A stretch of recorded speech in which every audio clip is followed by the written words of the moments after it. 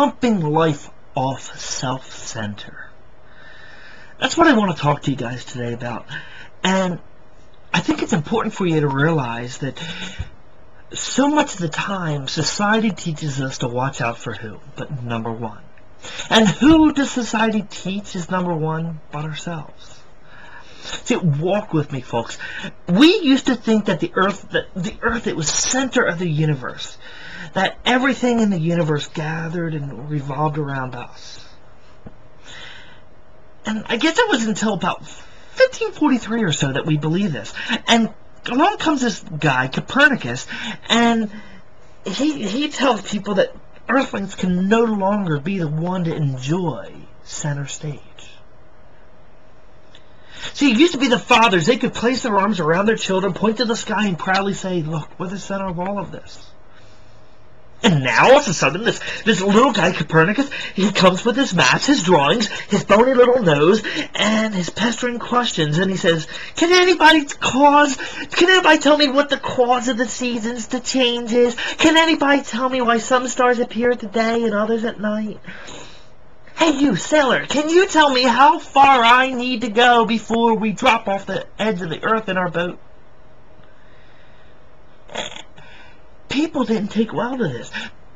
You would have thought that he called the king a redhead to the stepchild. You would have thought that he called the Pope a nasty name. You would have thought that he was talking the worst about God. See, people back then, they didn't take well to demotions. And you know what?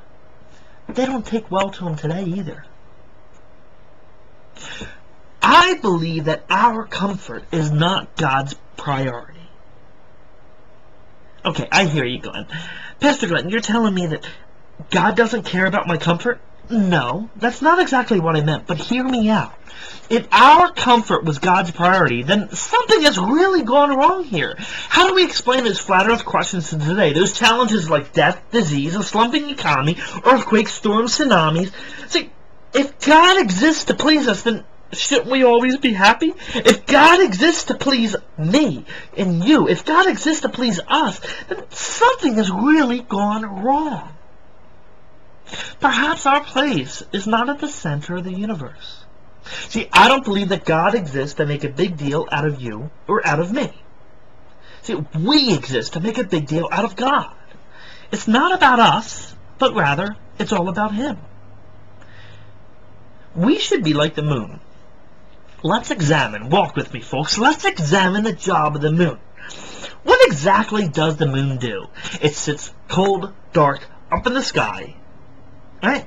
Do any of us really know what it does? See, while the moon does help with keeping the tidal waves flowing, or so we think and theorize, its primary job is just a beam.